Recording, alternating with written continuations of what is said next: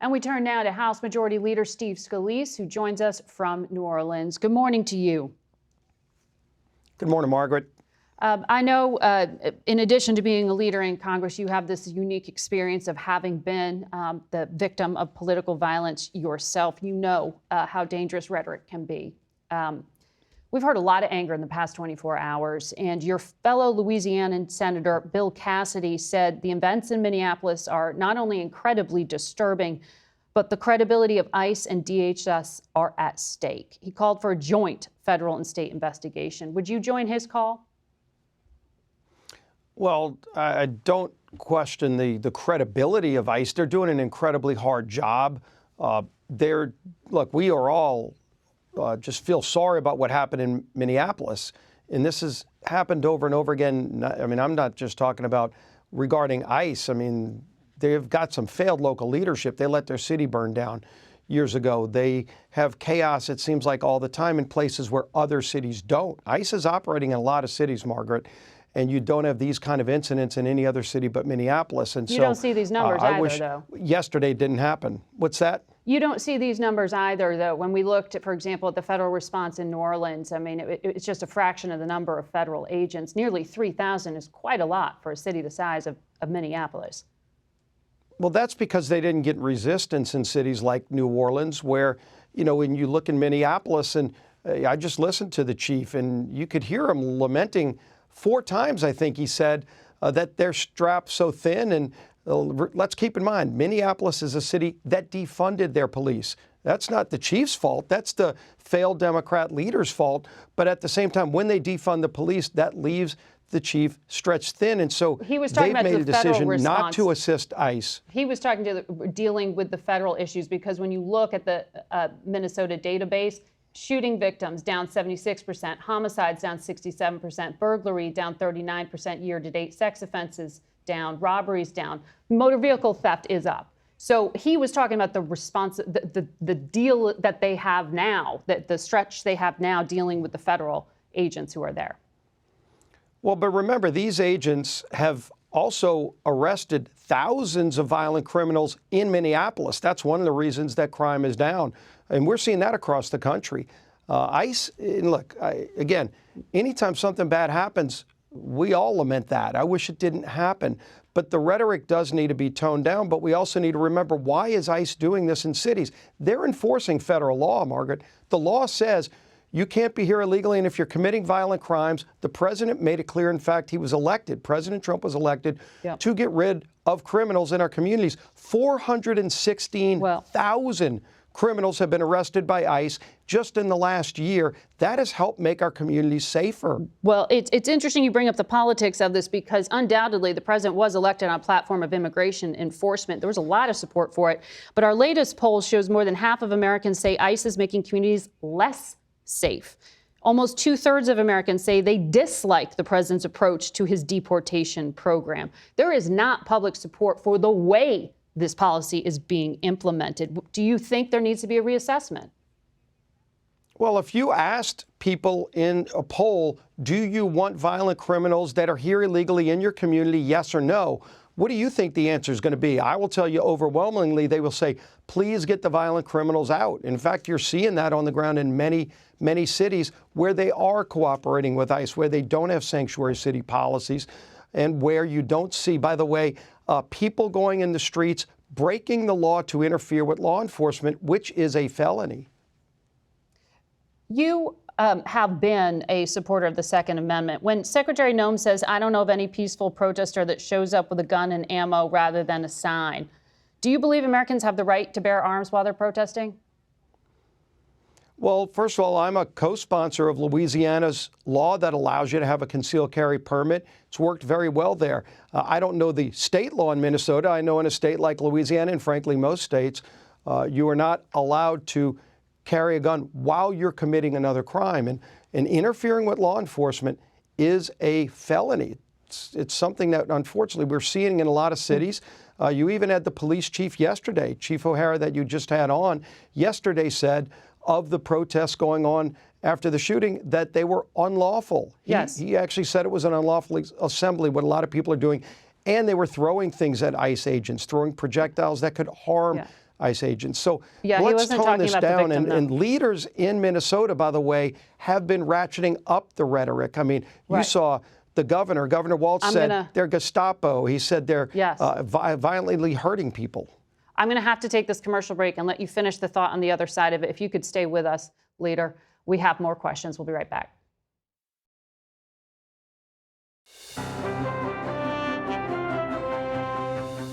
Welcome back to Face the Nation and House Majority Leader Steve Scalise.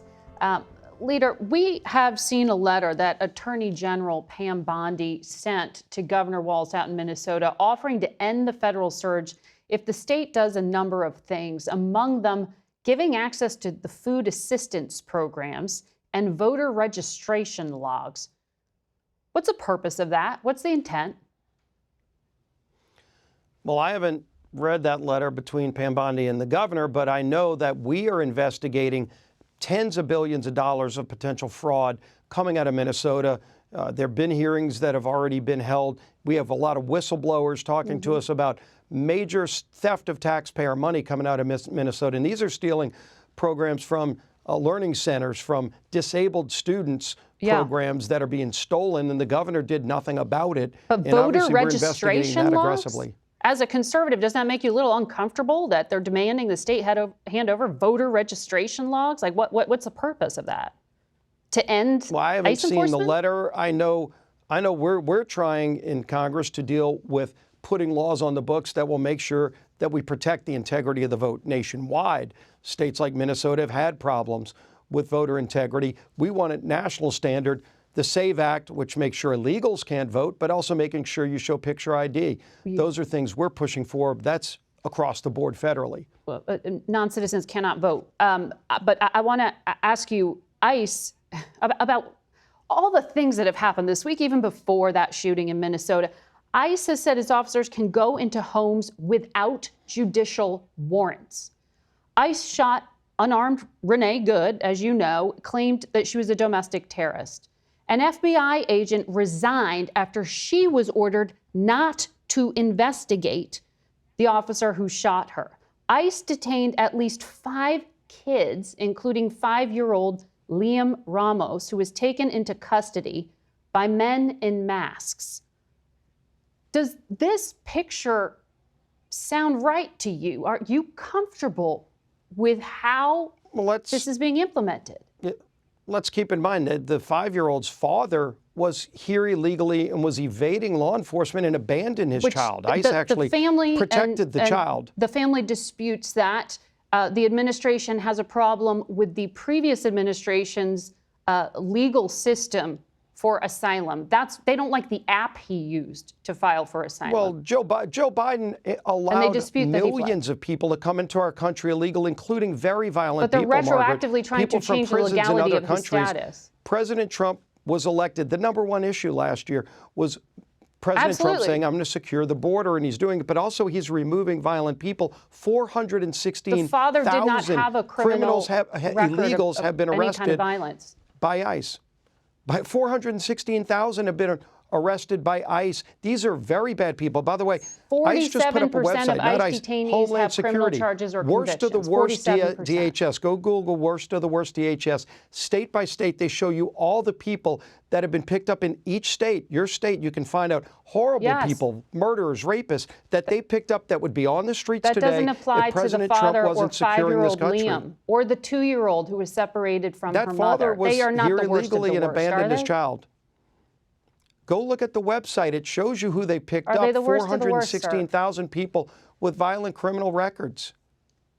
These are people, and by the way, America today has the lowest murder rate that we've had since 1900, in part because of President Trump's actions to get these violent people off our streets. 416,000 have been removed. Do you want them still out on our streets? No. I don't think most people do. No, and this I don't is a hard job ICE has. They do, indeed. In local law enforcement, local officials, the mayor, the governor should not be encouraging people to go out on the streets and break the law by interfering with law enforcement. It's and a felony American citizens to are interfere with law concerned enforcement. about American citizens being shot, and that's why we are asking the questions Yeah. about and we don't have that chaos in other cities. Minneapolis has its own problems, failed leadership. that has led to a lot of this. And it's unfortunate it happened. I wish it didn't happen. Their failed leaders need to look in the mirror and tone it down. I have to go next to our next guest, Leader Scalise. Thank you for your time today. We go to Independent Senator Angus King, who joins us from Maine. Good morning to you, Senator. Good morning, Margaret. Good to be with you. Good to have you here. And I understand that in your state, ICE just launched this operation Catch of the Day, which an official told CBS would target Somali immigrants, among others, targeting 1,400 criminal aliens who have, quote unquote, terrorized communities in Maine. What's been the impact? Do you know how many arrests there have been? There have been something like 100 that DHS has told us. And by the way, to follow up on Leader Scalise's previous comment, that worst of the worst website that DHS has established, they list 13 people in Maine.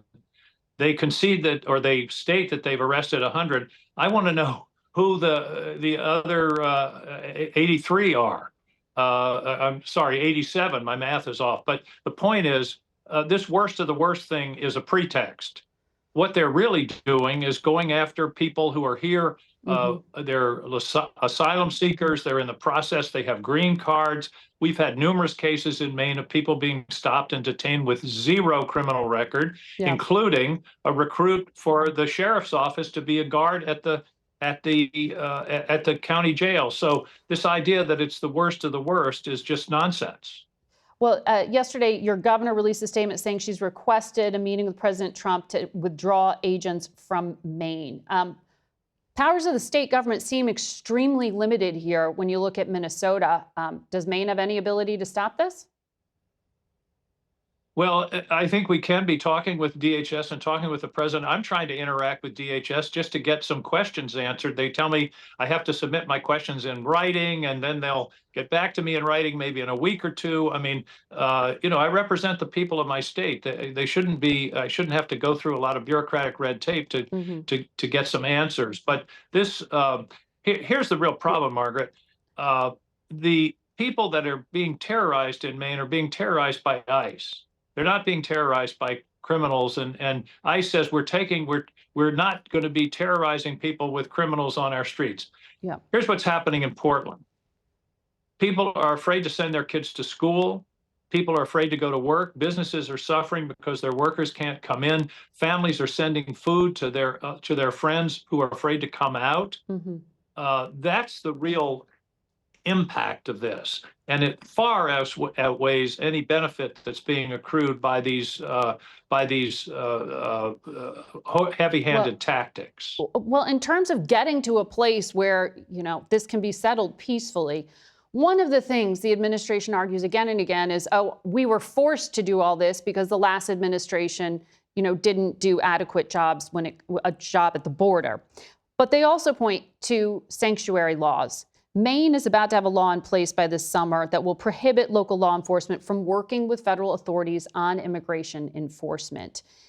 Is there a way forward here between states like Maine and the federal government when it comes to peacefully extracting, peacefully, carrying out interior enforcement? Well, you put your finger on it, Margaret, in the last interview. The question is not, should we enforce the law? Should we be trying to expel dangerous criminals? The question is, how is it done? I did a little research this morning. Obama, during his administration, there were something like 2.7 million removals, but you didn't have people roaming the streets with masks on. By the way, I've never seen law enforcement with masks on in my life. Where I come from, the people wearing masks are the bad guys, but you didn't have this heavy-handed, heavily armed, bulletproof vest kind of thing. And there were no incidents that I could find of the kind that we've seen just in the last few weeks in Minnesota. During that 2.7 million removals during Obama's administration, we've got about 600,000, and we're having these incidents all over the country. So it's not necessary. You can enforce the laws against illegal immigration and people that are criminals without ransacking our cities and terrorizing our residents. This is having reverberations in Washington, as you well know. Leader Schumer said Democrats will not vote for the appropriations bill if DHS funding is included. That means we could see a partial shutdown here. Do you know how you're going to vote? Margaret, I hate shutdowns. I'm one of the people that helped negotiate the solution to the end of the last shutdown, but I can't vote for a bill that includes ICE funding under these circumstances. What they're doing in my state, what we saw yesterday in Minneapolis, there's an easy way out, by the way. Leader Thune could separate, which is what they did in the House, separate the 5 other appropriation bills, put them on the floor. They would pass, I think, overwhelmingly. Then let's take up DHS. And by the way, if those bills pass, 96% of the federal government is funded. Yeah.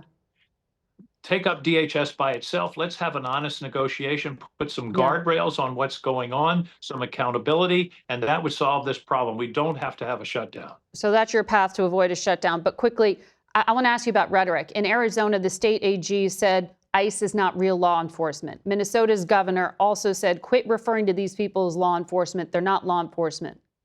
Do you consider ICE law enforcement?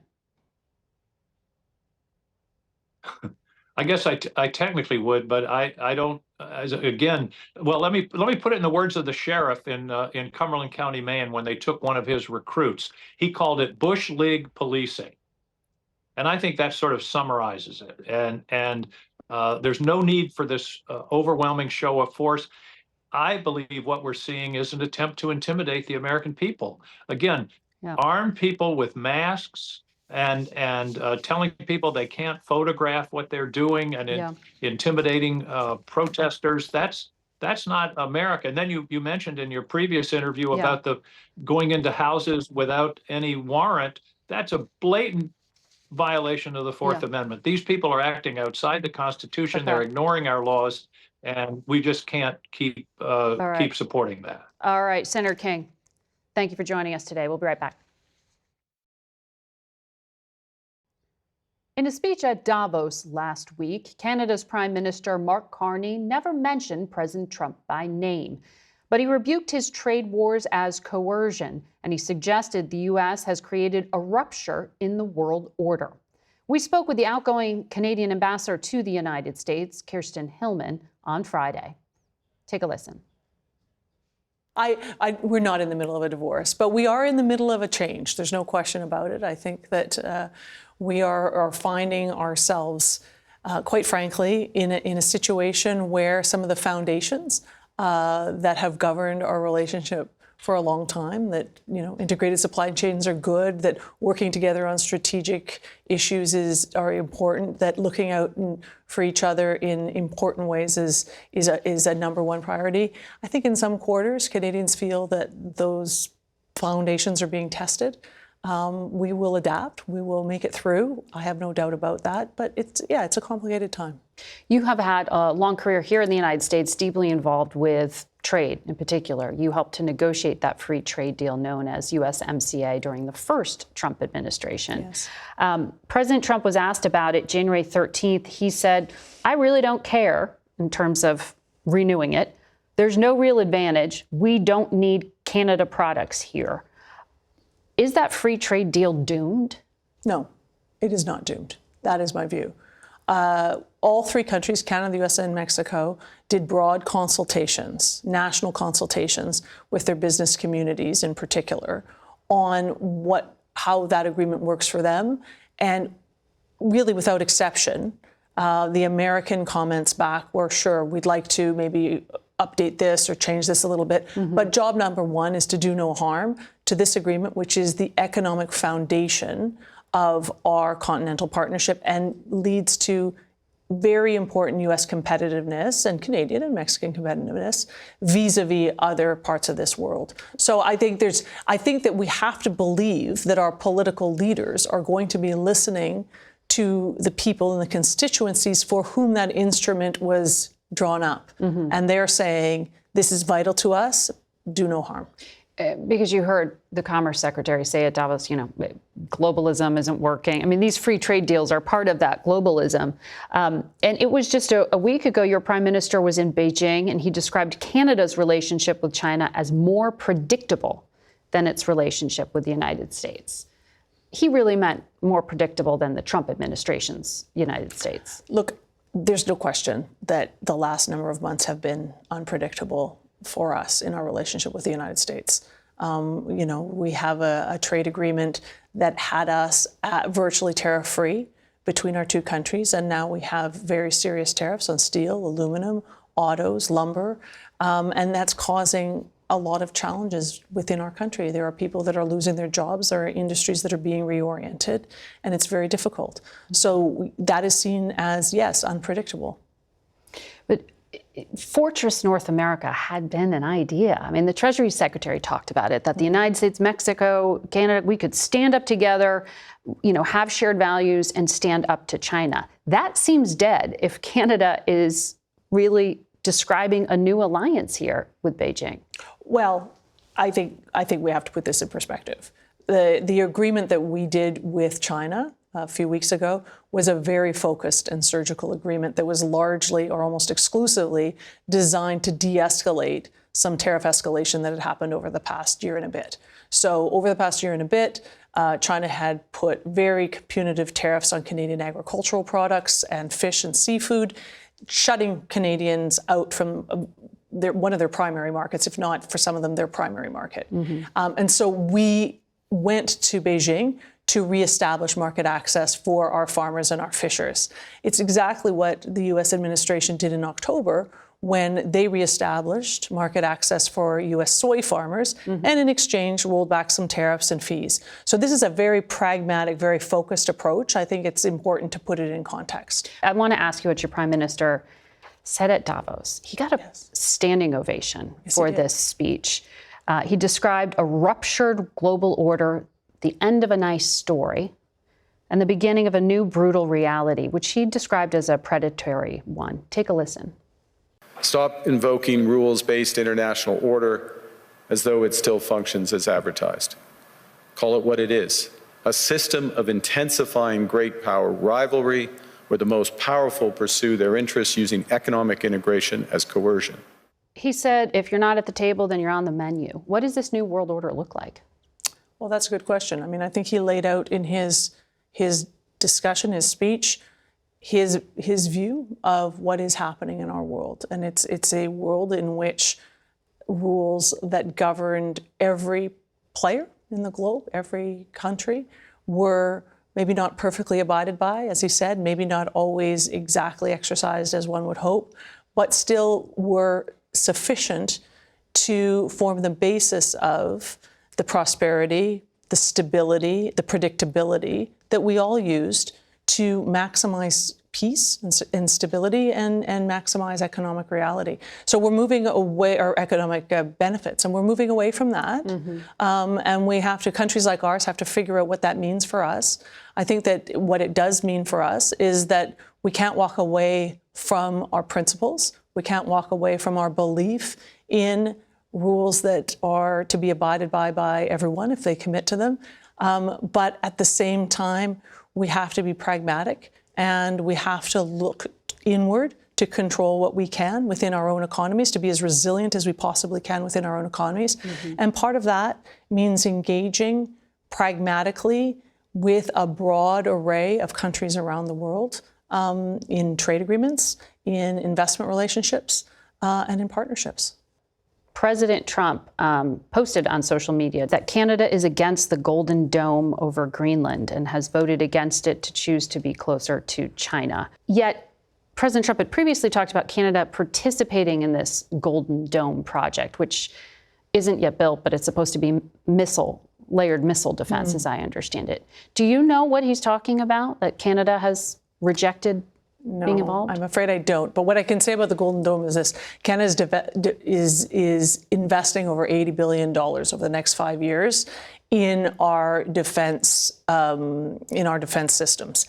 And a big part of that is Arctic defense. And a big part of our Arctic defense investments are something called over-the-horizon radar, which is a system that allows us to see the threats that are coming into the Arctic before they arrive. So that is part, and when we have talked to the president about protecting our hemisphere, we have talked about ways in which our different capabilities can work together so that we have eyes on the region and we cooperate in a way that protects both of our countries. So the president has described that as Canada wanting to plug in to the system. As you understand it, that's the better description, your own system that would coordinate? Much as we do Okay. across all sorts of defense systems where we're interoperable, we work together, we make our investments that make sense for Canada in defending our territory and defending our sovereignty, but we work with the Americans and other allies to maximize the benefits of those. So in short, you do think there needs to be more focus on Arctic defense, but you're on board to help do that. We're deeply committed to Arctic defense, absolutely. I need to ask you about NATO because you're also a partner at NATO. Yes. The only time that NATO's Article 5 was ever invoked, and you know this, was after the 9/11 attacks on this country. That collective defense clause, an attack on one is an attack on all, meant that Europe and Canada, they sent troops right alongside American troops on the battlefield in Afghanistan. Here's what President Trump said. We've never needed them. We have never really asked anything of them. You know, they'll say they sent some troops to Afghanistan or this or that. And they did. They stayed a little back, a little off the front lines. He was speaking about all NATO troops, but we did check, and about 40,000 Canadians deployed to Afghanistan between 2001 and 2014. 158 were killed, 635 wounded in action. What does a remark like that do to people at home? You know, I think what's most important is that we know what our Canadians have done. And I know that your American armed forces are deeply respectful and deeply appreciative of having stood side by side with Canadians in those very, very treacherous and difficult fights. We know that to be true. They know that to be true. And that's what matters. You can see the full interview with the ambassador on our website or on our YouTube channel. We'll be right back. Before we go, we wanted to note the death of 30-year-old Abed Shat, a freelance cameraman who has worked with CBS News throughout the Israel-Hamas war. Abed was killed in an Israeli airstrike on Wednesday, along with 2 other journalists. Shat was filming aid distribution with a group called the Egyptian Humanitarian Committee, and the EHC says the vehicle he was in was marked with its logo. The Israel Defense Forces say the strike targeted a Hamas-affiliated drone. The Committee to Protect Journalists reports that more than 250 media workers have been killed in Gaza since the October 7th attacks. That's it for us today. Thank you all for watching. Until next week. For Face the Nation, I'm Margaret Brennan.